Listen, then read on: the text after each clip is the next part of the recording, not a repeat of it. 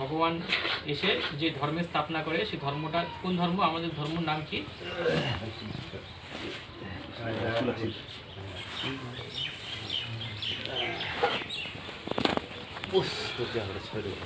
যে ধর্মটা ভগবান স্থাপন করলো সেই ধর্মের নাম কি? আমরা কোন ধর্মের? আদি সনাতন দেবী দেবতা ধর্ম। আদি সনাতন দেবী দেবতা ধর্ম, এটা হচ্ছে আমাদের ধর্মের সত্যিকার ধর্মের নাম, যেটাকে আমরা হিন্দু বলতাম। হিন্দু নামে কোনো ধর্ম হয়ই না। হ্যাঁ, আমরা আমাদের কর্ম দাপর যুগে অপবিত্র হয়েছিল বলে আমরা নিজেকে আর দেবতা বলার মতো শক্তি থাকেনি, ওই জন্য সিন্ধু কথা থেকে হিন্দু কথাটা আসছে। আর যদি হিন্দু কোনো ধর্মের নাম না, আর দেশের নামও কোনো হিন্দুস্তান না, দেশের নাম হচ্ছে ভারতবর্ষ। হিন্দু থেকে হিন্দুস্তান নাম লেখা চলে আসছে। তো এই ধর্মের নাম হচ্ছে আদি সনাতন দেবী দেবতা ধর্ম। সেই ধর্মের স্থাপককে স্বয়ং ভগবান, সেই ভগবান সেই ধর্মের স্থাপন করেন। এখন তিনি সেই কাজটাই করতে আসছেন, সেই সনাতন ধর্মের স্থাপন করতে আসছেন, আদি সনাতন দেবী। তাহলে এই ধর্মের ধর্মপুস্তক কোনটা? মানে ধর্মস্থাপকের যে জ্ঞানগুলা শিক্ষাগুলা যে বই লেখা থাকবে সেটা ধর্মপুস্তক। ধর্মস্থাপক স্বয়ং ভগবান, তো ভগবানের জ্ঞান শিক্ষাগুলো যে বই লেখা আছে সেটাই ধর্মপুস্তক আমাদের। তাহলে ভগবানের লেখা আছে, ভগবানের জ্ঞানগুলো লেখা আছে কোন পুস্তকে? গীতায়।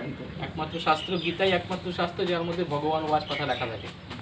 মানে গীতার জ্ঞানটা ভগবান নিজে দিচ্ছে। তো এই যে গীতা জ্ঞান ভগবান দিচ্ছেন, তো গীতার তাহলে ভগবান কি হলো? তাহলে গীতার জ্ঞানটা যে ভগবান দিচ্ছেন, তো তাহলে গীতার ভগবানটা তাহলে কে? পরমাত্মা। আর পরমাত্মার তার নাম শিব। হ্যাঁ, শ্রীকৃষ্ণ তো পরমাত্মা না, শ্রীকৃষ্ণ তো দেবাত্মা। হ্যাঁ, তো সেই শিব হচ্ছে সেই গীতার ভগবান, শিব পরপিতা পরমাত্মা হচ্ছে সেই গীতার ভগবান। সেই গীতার জ্ঞানের দ্বারাও শ্রীকৃষ্ণের জন্ম হচ্ছে।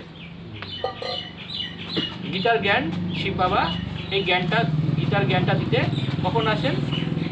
গীতার ভগবান এই জ্ঞানটা দিতে এই যুগে আসছেন, সঙ্গম যুগে আসছেন। এসে সেই জ্ঞানগুলো দিয়ে আবার এক সত্য ধর্মের স্থাপনা করতেছেন, সত্য যুগের স্থাপনা করতেছেন। এই জ্ঞান দিয়ে আত্মাগুলোকে নর থেকে নারায়ণ বানাচ্ছেন, মানুষ থেকে দেবতা বানাচ্ছেন। এই জ্ঞানটাই সত্যিকারের গীতার জ্ঞান। আর এই হচ্ছে এই ভগবান এখন আসছেন, ভগবান এসে এখন সেই গীতার জ্ঞান দিচ্ছে। গীতার জ্ঞান এই বিষয়ে এখন চলতেছে। বাকি ওই যে গীতাটা যে দাপর যে গীতাটা আমরা পুস্তকটা পড়ে আসি, ওই শাস্ত্রটা লেখা হয়েছে দাপর যুগে। দাপর যুগে গীতার ভগবান আসেনি, শাস্ত্র লেখা হয়েছে। গীতার যে শাস্ত্রটা যে পড়তেছি, ওই শাস্ত্রটা লেখা হয়েছে দাপর যুগে। কিন্তু দাপর যুগে গীতার ভগবান এসে গীতার জ্ঞান দেয়নি। গীতার ভগবান গীতার জ্ঞান দিতে এই সঙ্গম যুগে আসে। গীতাটা কে লিখছে? অনেকগুলো এবার কথা উঠে আসছে যে ব্যাসদেব বসে লিখছে। যখন ব্যাসদেব ধ্যান করলো, ধ্যান অবস্থায় গীতার এপিসোডগুলো খুললো ধ্যানে, আর সেগুলা পুস্তকে লিপিবদ্ধ করলো। সেই গীতাটা যেটা পড়তেছিলাম আমরা এতদিন ধরে, ব্যাসদেব লিখছে। তার মানে এখানে বোঝা যাচ্ছে যখন গীতার ভগবান গীতার জ্ঞানটা দিয়েছিল তখন লেখা হয়নি, পরে রাখা হয়েছে। ব্যাসদেব ধ্যান করে পরে লিখছে। তার মানে এখন যে গীতার ভগবান গীতার জ্ঞানটা দিয়ে যাচ্ছে, এই জ্ঞানগুলো পেয়ে তো আমরা আত্মা পবিত্র হয়ে যাচ্ছি, সত্য যুগে স্থাপন হয়ে যাচ্ছে। ভগবান স্থাপন করে দিয়েছে সত্য যুগে দরকার পড়বে না জ্ঞান। সত্য যুগে সবসময় জ্ঞান থাকবে আত্মাদের মধ্যে, তখন এই গীতার জ্ঞানটা দরকার পড়বে না। তখন দাপর যেটা যুগেও পড়বে না। দাপর যুগে যখন আবার অপবিত্র হয়ে যাব, তখনই আমাদের মধ্যে কোনো এক আত্মা যে এইগুলা জ্ঞান শুনে যাচ্ছি, এই জ্ঞানগুলা কিছু কিছু মনে থাকবে। ও গিয়ে সেই গীতাটা লিখবে। যে গীতাটা আমরা পুস্তকটা পড়তেছিলাম, সেই পুস্তকটা আমাদের মধ্যে কেউ একটা আত্মা, দেবাত্মা যে থেকে যে অপবিত্র যখন হবে, তখন ওই গিয়ে এই গীতা লিখবে, যে গীতাটা পড়তেছি। খালি ভুল একটাই করছে, ভগবানটাকে পাল্টে দিচ্ছে। সেই গীতাতে ভগবানকে শ্রীকৃষ্ণকে দেখানো আছে। এই জিনিসটা তখন করবে নেক্সট টু গড, ভগবানের পরের স্থান যা শ্রীকৃষ্ণ। ওই জন্য যে ভগবান সে নিরাকার, যে ভগবান জ্যোতি একটা পরমাত্মা, নিজেকেও আমি আত্মা জ্যোতি ভুলে গেছি, নিরাকার ভুলে গেছি, নিজেকে শরীর মনে করছি। আমি ভাবছি ভগবানও কোনো শরীরদারই হয়তো। ওই জন্য শ্রীকৃষ্ণকে, ভগবানের পরের স্থান যে শ্রীকৃষ্ণ, তাকে গীতার ভগবান ওখানে বসাই দেওয়া হয়েছে। আসলে গীতার ভগবান দাপর যুগে আসেনি, দাপর যুগে গীতাটা লেখা হয়েছে। ওই গীতা তো আমরা দাপর যুগ থেকে পড়ে আসলাম, দাপর যুগ থেকে তো পড়তেই তো আসলাম। পরে তো আমাদের ভিতরে বিকারগুলো বিনাশ হলো না, বিকারগুলো বেরোলো না। আরো তো দিন প্রতিদিন বাড়তে লাগলো বিকারগুলো। দাপরের পর কলি চলে আসলো। ওই গীতা পড়েও তো আমাদের আরো অধর্মের তো বিনাশ হলো না, আরো অধর্মের আরো বেশি স্থাপনা হয়ে গেল, বাইরে গেল। এখন যখন গীতার ভগবান ডাইরেক্ট এসে আমাদেরকে জ্ঞানটা দিচ্ছে, তখন আমাদের ভিতরের যে অধর্মগুলো আছে, যেগুলো বিকারগুলো আছে, সেটা বিনাশ হচ্ছে, পুনরায় সত্যভাবে স্থাপন হচ্ছে। গীতা মানে কি? জীবন জিনে কি গীত। গীতা মানে হচ্ছে জীবন জিনে কি গীত। জীবনটা যে আমরা কি করে চলবো তার গীত হচ্ছে গীতা। তো ভগবান সেই গীতটা শোনাচ্ছে রোজ আমাদের।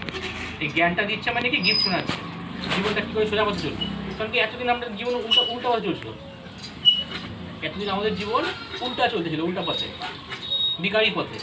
তো ভগবান এসে সোজা পথে কি করে চালাবে তার গীত শোনাচ্ছে, এটাই গীতা। এই জ্ঞানটাই হচ্ছে গীতা। আর গীতার জ্ঞানের দ্বারা যে যুদ্ধটা হয়েছে কোনো হিংসার যুদ্ধ না। দাপর যুগে তো আসেইনি ভগবান গীতার জ্ঞান দিতে, দাপর যুগে কোনো মহাভারত যুদ্ধ হয়নি, হচ্ছে সঙ্গম যুগে। গীতার ভগবান সঙ্গম যুগে আসছেন, এসে যে জ্ঞানটা দিচ্ছেন সেই যুদ্ধ এখন হচ্ছে। আর কার সঙ্গে যুদ্ধ হচ্ছে? 5টা বিকারের সঙ্গে। পাণ্ডব কৌরব কারা? যে ভগবানের সহযোগী হয়ে যাচ্ছে তারা, জ্ঞানটা পেয়ে যারা পবিত্র হচ্ছে, হাত ধরে যে ভগবানের হাত ধরে যে ভগবানের জ্ঞান পেয়ে যে নিজেকে জীবনটাকে পবিত্র বানাচ্ছে, তারাই হচ্ছে পাণ্ডব। আর যারা এখনো জ্ঞান শুনতেছে না, জ্ঞান মানতেছে না, চলতেছে না জ্ঞানে, বিকারের পথে চলতেছে, ওরা হয়ে যাচ্ছে কৌরব। সবাইকে দুঃখ দিয়ে যাচ্ছে বিকারী কর্ম করে, এই জন্য নাম দিচ্ছে কৌরবদের। সবার নাম দুর্যোধন, দুঃশাসন, সবার নাম দুধ দিয়ে, যে সবাইকে দুঃখ দেয়। তো ওরা হচ্ছে কৌরব, আর আমরা হচ্ছে সেই পাণ্ডব। পাণ্ডব মানে 5জন আত্মা না, 5 রকমের আছে। আমি বললাম যে অর্জুন যে একজন নাই, যে ভগবানের জ্ঞানটাকে যে অর্জন করতে পারলো বুদ্ধির মধ্যে, সেই হচ্ছে অর্জুন। বুদ্ধির মধ্যে অর্জন করে সে জ্ঞান মেনে যে চলতে পারলো, সেই হচ্ছে অর্জুন। ভীম যে সবসময় মনের মধ্যে একটা সংকল্প করবে, তো ওর সংকল্প নড়চড় কেউ করতে পারবে না, যেটা ভাববে ও সেটাই করবে। 5 বিকারের ক্ষমতা নেই ওর সংকল্পটাকে নড়চড় করা, এটা হচ্ছে সে হচ্ছে ভীম। যুধিষ্ঠির সবসময় মনটাকে যে স্থির রাখতেছে, মন বুদ্ধিকে, সে যুধিষ্ঠির। নকুল যে সবসময় ঈশ্বরীয় কুলের সে রক্ষা করে চলছে নিয়ম, সে নকুল। সহদেব যে সবসময় নিজের তন্মন ধন দিয়ে ঈশ্বরের সেবাতে সহযোগ করতেছে, সহদেব। এর 5জন আত্মা, 5 রকমের আত্মার কথা বলা আছে, 5জন। আর সেই যুদ্ধ এখন সেই হচ্ছে।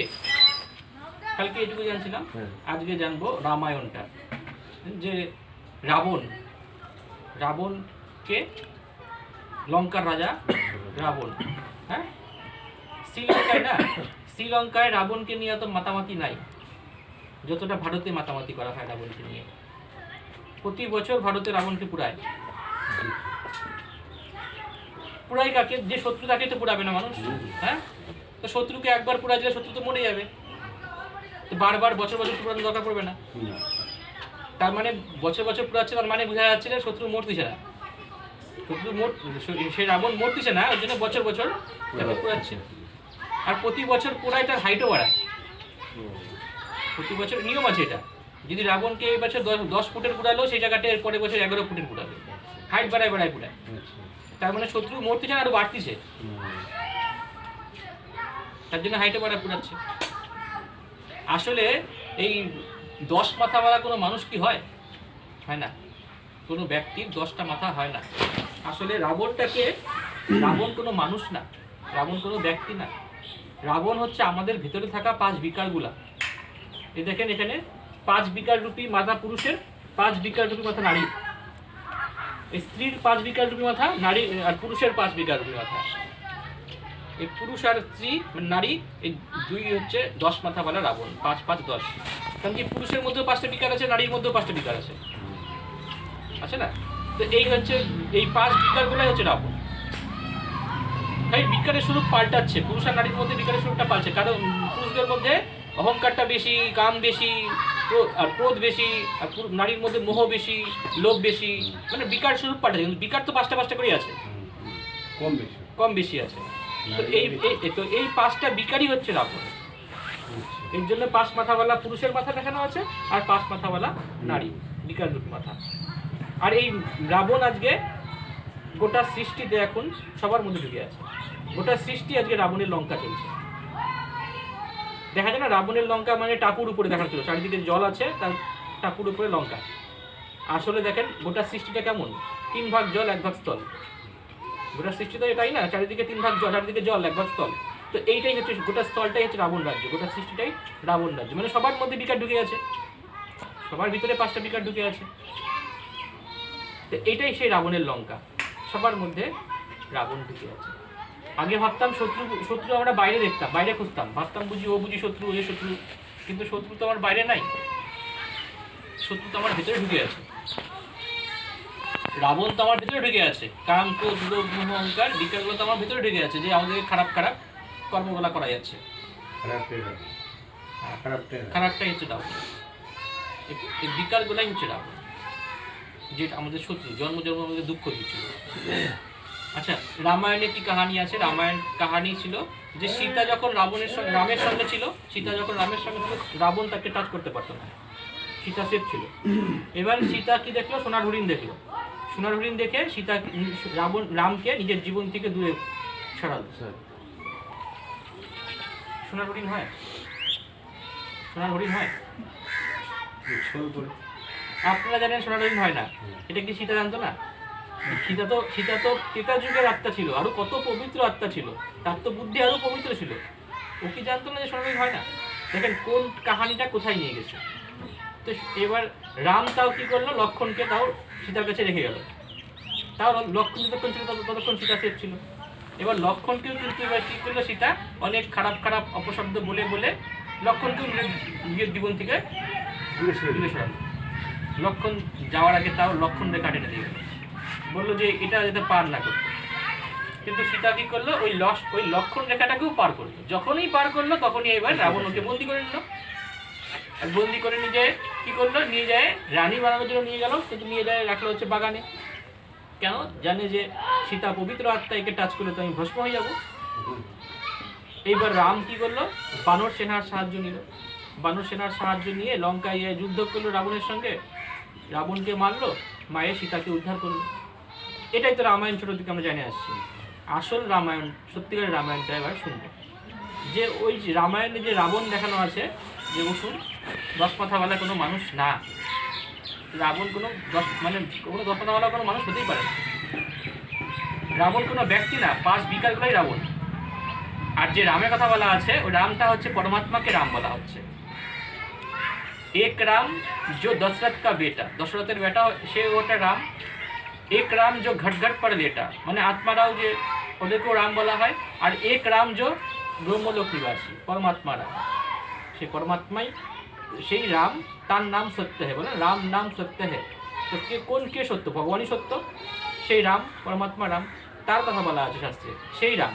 আর রাবণ হচ্ছে 5 বিকার রূপী রাবণ। আর সীতা হচ্ছে আত্মারূপী সীতা, যে আত্মাগুলো সত্তর যুগে, ত্রেতা যুগে পবিত্র ছিল, দেবী একটা ছিল, সেই আত্মাগুলোকেই সীতা বলা হচ্ছে। মানে এই যে এখন আমরা আত্মা এখন পবিত্র হচ্ছি, ভগবান তো আমাদেরকে আত্মাগুলোকে পবিত্র করে তো নিয়ে যাচ্ছে, পবিত্র বানায়, দৈবী সংস্কার দৈবী গুণ ধারণ করার তো নিয়ে যাচ্ছে। পরমাত্মা রাম এসে আমাদেরকে পবিত্র বানায়, দৈবী সংস্কার দৈবী গুণ দৈবী শক্তি ভরায়, আমাদেরকে বাড়ি নিয়ে যাচ্ছে। তো আমরা সত্য যুগে আসবো, আত্মাগুলো আমাদের মধ্যে কি থাকবে? পরমাত্মা রামের দেওয়া সংস্কার জ্ঞান শক্তি এগুলো থাকবে, মানে আমরা আত্মা পবিত্র আছি, আমাদের সঙ্গে রামের দেওয়া গুণ শক্তিগুলো আছে। তো আমাকে রাবণ টাচ করতে পারবে না, 5 বিকার থাকবে না সেখানে সত্য যুগে, ত্রেতা যুগে। এবার যখন আত্মা যুগে সীতারা আমরা ত্রেতা যুগ পার করে যখন দাপর যুগে আসবো, আমরা আত্মাটা সব দেবাত্মাগুলা, তখন এবার আমরা অতীন্দ্রিয় সুখটা ভুলে যাব। কারণ কি আমি যে আত্মা ভুলে গেছি, আমি নিজেকে দাপর যুগে গিয়ে তো নিজেকে আমি ভুলে গেলাম যে আমি একটা আত্মা। তো আমার যে আত্মার স্বধর্মই হচ্ছে সুখ, সেই অতীন্দ্রিয় সুখটা আমি ভুলে যাব। আমি এবার ইন্দ্রিয় সুখের পিছনে ছুটতে আরম্ভ করবো, মানে বাইরের সুখ খুঁজতে আরম্ভ করবো। ইন্দ্রিয় সুখ, যেটা আমরা এই কর্মেন্দ্রিয়গুলো দিয়ে সুখ খুঁজি আমরা, ওটাকে বলে ইন্দ্রিয় সুখ। আর এটাই সোনার হরিণ, যে ইন্দ্রিয় যে কর্মেন্দ্রিয়গুলো দিয়ে আমরা সুখ খুঁজি বাইরে, ওটা সুখ না, আসলে উপর থেকে দেখা যায় হয়তো সুখ, কিন্তু যতটা কাছে যাই তত দুঃখই পাই। তো এইটাই শাস্ত্রে দেখানো হয়েছে, এগুলাকেই সোনার হরিণের সঙ্গে দেখানো হয়েছে। এটাই সেই সোনার হরিণ, ইন্দ্রিয় সুখ বলে। ক্ষমতা কমে গেছে, যোগাযোগ করবেন আমাদের প্রতিষ্ঠানের দোকানে। এরা বলছে সবার জন্য হচ্ছে, যাকে মধুমেহ বলে আমাদের আয়োজের শাস্ত্র মতে। এই মধুমেহ সুগারও ভালো হয়। আত্মারূপী সীতাগুলা যখন দাপর যুগে আসলো, অতীন্দ্রিয় সুখ বলে ইন্দ্রিয় সুখের পিছনে ছুটতে আরম্ভ করলো, সেই সোনার হরিণের পিছনে ছুটতে আরম্ভ করলো। তখন কি হলো? আত্মার মধ্যে যে দৈবী সংস্কার, পরমাত্মা রামের দেওয়া দৈবী সংস্কার দৈবী গুণ ছিল, ত্যাগ করলাম, হারালাম। তাও কিছু দৈবী লক্ষণ ছিল, সেই দৈবী লক্ষণগুলোকেও আমরা ত্যাগ করলাম। এবার লাস্ট লক্ষণ রেখা যেটা, যেদিন সেই লাস্ট লক্ষণ রেখা আত্মারা পার করবো আমরা, সেই লাস্ট লক্ষণ রেখা কোনটা? ওই এটা বাইবেলের কাহানি আছে, অ্যাডাম ইভের কাহানি, ওরা একটা বর্জিত ফল খেলো, তো ওরা নরকে প্রবেশ করলো। ওই বর্জিত ফল যেটা খেলো ওরা, যেটা বাইবেলের মতে, আর যেটা লাস্ট লক্ষণ রেখা শাস্ত্রে দেখানো আছে যে সীতা পার করলো, ওইটা কোন লক্ষণ রেখা? মানে আত্মারা আমরা দাপর যুগে গিয়ে যেদিনকে আমরা কাম বিকারের চক্রে বসলাম, সেদিন মানে লাস্ট লক্ষণ রেখাটা পার করে ফেললাম সীতারাম আত্মারা। এবার আমার সঙ্গে সঙ্গে 5টা বিকার ঢুকে গেল আমার সঙ্গে, কাম, ক্রোধ, লোভ, মোহ, অহংকার, মানে রাবণ 5 বিকার আমাকে ঢুকে গেল, 5 রাবণ আমাকে বন্দি করে নিল। সেদিন থেকে 5 বিকারের বন্ধনে বন্দি হয়ে আছি। আত্মারূপী সীতারা আমরা সেদিন থেকে দাপর যুগ থেকে 5 বিকারের বন্ধনে বন্দি হয়েছিলাম। দুঃখ পাচ্ছিলাম খালি। শোক বটিকায় আমরা, মানে দুঃখের বাগান, শোক বটিকা মানে কি দুঃখের বাগান, মানে সেই দুঃখ পাচ্ছিলাম খালি, রাবণ আমাকে বন্দি বানায় রাখছিল। এইবার এখন কলিযুগে পরমাত্মা রাম আসে, কলিযুগে শেষে সে পরমাত্মা রাম এসে তাদেরকে জ্ঞান দিচ্ছে, তাদের সাহায্য নিচ্ছে। দেখেন কত সাধু সন্ন্যাসী পবিত্র পবিত্র মহাত্মারা আছে, ওদেরকে তো এসে জ্ঞান দিল না, ধরলো না। তাদেরকে ধরতেছে, তাদেরকে জ্ঞান দিচ্ছে। আমাদের মতো যে ঘর গৃহস্থিতে যারা পতিত হয়ে গেছে, অপবিত্র হয়ে গেছে, বিকারী হয়ে গেছি, এই আত্মাগুলোকে ভগবান এসে জ্ঞান দিচ্ছে, তার সাহায্য নিচ্ছে, সহযোগ করতেছে, হাত ধরতেছে। আজকে আমরা যে ঘর গৃহস্থির আত্মারা যারা আছে, আমরা দেখতে হয়তো মানুষের মতো, যারা দেখতে মানুষের মতো আছে না আমাদের, কিন্তু আমাদের আচার আচরণ কি হয়ে গেছিল? বান্দরের মতো। আমাদের চরিত্রগুলা বান্দরের মতো হয়ে গেছে। কেন? কারণ কি বান্দরের মধ্যে দেখবেন না 5টা বিকার খুব থাকে, ওদের মধ্যে 5টা, সব থেকে বেশি 5টা বিকার বান্দরের মধ্যে থাকে। আর ওই 5 বিকার আজকে আমাদের মধ্যে বেশি হয়ে গেছিল, ঘর গৃহস্থিতে যে আত্মারা আছি আমাদের মধ্যে এই 5 বিকার বেশি হয়ে গেছে। তো এই বানর সেনা, এই বানরগুলাকে ভগবান এসে জ্ঞান দিয়ে মন্দির লায়ক বানাচ্ছে, বান্দর লায়ক থেকে মন্দির লায়ক বানাচ্ছে, মানে দেবতা বানাচ্ছে, মানুষ থেকে দেবতা বানাচ্ছে। তো এই বানর সেনাগুলো এখন ভগবান সাহায্য নিচ্ছে, যে এখন আমি কি করতেছি? সেই বানর সেনার কাজ করতেছি। মানে পরমাত্মার জ্ঞানটা এখন যে লঙ্কায়, গোটা সৃষ্টিতে লঙ্কা আছে, সেই লঙ্কায় এসে সব সীতাদেরকে এই পরমাত্মার রাম কথা শোনাচ্ছি, পরমাত্মা রামের জ্ঞান শোনাচ্ছি, কথা শোনাচ্ছি। আর এই রাম কথা শুনে, এই জ্ঞান শুনে তো আত্মারূপী সীতারা পবিত্র হচ্ছে, জ্ঞানকে ঠিক 5 বিকার থেকে মুক্ত, রাবণ থেকে মুক্ত হচ্ছে, রাবণের বন্ধন থেকে। আর যে লাস্ট লক্ষণ রেখা, যে লাস্ট যে অগ্নি পরীক্ষা দিল সীতা, এই যে এখন আত্মারা, এখন আমরা যোগ শিখতেছি, রাজযোগ শিখে, যোগটা অগ্নির কাজ করতেছে। যোগ অগ্নির দ্বারা আত্মার মধ্যে বিকর্ম পাপকর্মগুলা যে জন্মের করে আসলাম, ওগুলা ভস্ম হচ্ছে, আত্মা পবিত্র হচ্ছে, বিকর্ম পাপকর্ম। এই যে অগ্নি পরীক্ষা দিচ্ছি আমরা, যোগ অগ্নি। এই আত্মারূপী সীতার কথা বলা আছে। এখন সেই রামায়ণ চলতেছে, পরমাত্মা রাম হচ্ছে আসছে, এখন সত্যিকারের রাবণকে মারতেছে। আর বছর বছর রাবণকে পোড়াতে লাগবে না, সত্যিকারের রাবণ এখন মরতেছে, মানে 5 বিকার এখন সত্যিকারের মরতেছে। সত্য যুগ আসতেছে, ত্রেতা যুগ আসতেছে, আর রাবণ পোড়াতে লাগবে না। না ত্রেতা যুগে কোনো রাবণ ছিল, না সত্য যুগে কংস ছিল। সত্য যুগেও কোনো কংস ছিল না, ত্রেতা যুগে কোনো রাবণ ছিল না। ত্রেতা যুগে কোনো রাম রাবণের যুদ্ধ হয়নি, রাম রাবণের যুদ্ধ ত্রেতা যুগে হয়নি। ঠিক আছে? ওই রাম তো রাজা ছিল, ওই সীতা তো রানী ছিল, ওই সীতা, ওই রাম সীতা তো ওরা পালনা দিয়েছে সত্য গোটা ত্রেতা যুগের, ওটা দুনিয়ার পালনা ওদের দ্বারা হয়েছে। ওরা মহারাজা মহারানী ছিল, ওরা ওদের ওই সীতাকে চুরি করেনি রাবণ। কোন সীতাকে চুরি করছিল? আমরা আত্মা, যে পবিত্র আত্মা যারা ছিলাম, দেবাত্মা ছিলাম সত্য যুগে, আমাদেরকে রাবণ চুরি করছিল। কোন রাবণ চুরি করছিল আমাদেরকে? এই 5টা বিকার, হ্যাঁ, লঙ্কার রাজা রাবণ। এই যে গোটা সৃষ্টি যে আজকে রাবণের লঙ্কা চলছে, এই লঙ্কার সে রাজাকে রাবণ যে আমাদের মধ্যে ঢুকে আছে, কাম, ক্রোধ, লোভ, মোহ, অহংকার, এই 5 বিকার রূপী রাবণ যে আমাদের আত্মারূপী সীতাগুলাকে বন্ধনে বন্দি করে রাখছিল, যে এখন পরমাত্মা রাম এখন আসছে, এই আত্মা, আমরা যে আত্মা সেই রূপী সীতা, তাদেরকে এখন সেই রাবণের বন্ধন থেকে মুক্ত করতেছে। যদি ত্রেতা যুগেও রাবণ থাকতো, অসুর থাকতো, যদি সত্য যুগেও যদি কংস থাকতো, অসুর থাকতো, তাহলে তো ওখানে তো লড়াই যুদ্ধ হতো, দুঃখ থাকতো, অশান্তি থাকতো কি না? অসুর যেখানে তো দুঃখ থাকবেই না। তাহলে সম্পূর্ণ সুখ শান্তির দুনিয়া, স্বর্গ যাকে বলে, সেই দুনিয়া কবে চলে গেলে? সেই দুনিয়া স্বর্গ তখনই ছিল সত্য যুগ, ত্রেতা যুগে। সেখানে কোনো একটা অপবিত্র আত্মা ছিল না, একটা অসুর ছিল না, সব দেব আত্মা, সব পবিত্র আত্মা ছিল। ওখানে কোনো মাত্র দুঃখ অশান্তি ছিল না। আসলে সেই অসুরগুলা কারা? বললাম যে দেবী দেবতা কোনো 10 হাত হয় না, উঁচা লম্বা হয় না, 4 হাত হয় না, আমাদের মতো মানুষই থাকে, খালি আত্মাগুলো পবিত্র থাকে, দৈবী সংস্কার দৈবী গুণ থাকে, সেই জন্য আত্মাগুলোকে তখন দেবাত্মা বলা হয়। আর অসুরও কোনো ওরকম হয় না 10 মাথা থাকবে, উঁচা লম্বা থাকবে, বড় বড় চুল, বড় বড় শিং থাকবে, বড় বড় দাঁত থাকবে, ওরকম অসুর দেখতে হয় না, আমাদের মতো মানুষই হয়, খালি আত্মাগুলো বিকারী গুণ, বিকারী সংস্কার, অসুরী গুণ, অসুরী স্বভাব সংস্কার হয়ে যায়, তাদেরকেই অসুর বলে। যে কাঁচা মাংস খায় সে অসুর, আর যে মাংসটাকে পাকায় খায় সে মাংস খাওয়াই তো অসুর না। তাহলে অসুর কারা? আমাদের মধ্যে আমরাই সেই অসুর হয়ে গেছিলাম। আমরাই যখন সত্য যুগে ছিলাম তো পবিত্র দেবাত্মা ছিলাম, আমরা আত্মারাই দেবতা ছিলাম, পবিত্র ছিলাম, দৈবী সংস্কার দৈবী গুণ ছিল। আর আজকে আমরাই কি হয়ে গেছি? দাপর যুগ থেকে আজকে কলি যুগে কি হয়ে গেছি? অসুর হয়ে গেছি। আমাদের মধ্যেই বিকারী বিকারী সংস্কার, বিকারী বিকারী গুণ, খারাপ খারাপ অবগুণ ঢুকে গেছে, আমরাই সেই অসুর হয়ে গেছি। রাবণ অসুর আমার মধ্যে ঢুকে আছে, এগুলা এই কংস, রাবণ, অকাসুর, বকাসুর, শুকনেখা, পুতনা, আমরাই সেগুলা, আমাদের ভিতরে ঢুকে আছে এই অসুরগুলা, এই খারাপ অবগুণগুলা, খারাপ শক্তিগুলা, যেটা আমাদেরকে খারাপ খারাপ কর্মগুলা করাচ্ছিল। আর এটাকে মারতেছে, এই ভিতরের অসুরগুলাকে ভগবান মারতে আসছে, এই ভিতরের অসুরগুলাকে এই এখন সঙ্গম যুগে ভগবান মারতে আসছে, এখন সেই অসুর মরতেছে। সত্য যুগে কোনো অসুর ছিলই না, ত্রেতা যুগে কোনো অসুর ছিলই না। ওখানে খালি ওখানে একটা অপবিত্র আত্মা ছিল, সব পবিত্র আত্মা ছিল, সব দেবী দেবতা ছিল। আর এই কলি যুগে আজকে একটা পবিত্র আত্মা নাই, দেবাত্মা নাই, সব অসুর হয়ে গেছে, অপবিত্র হয়ে গেছে।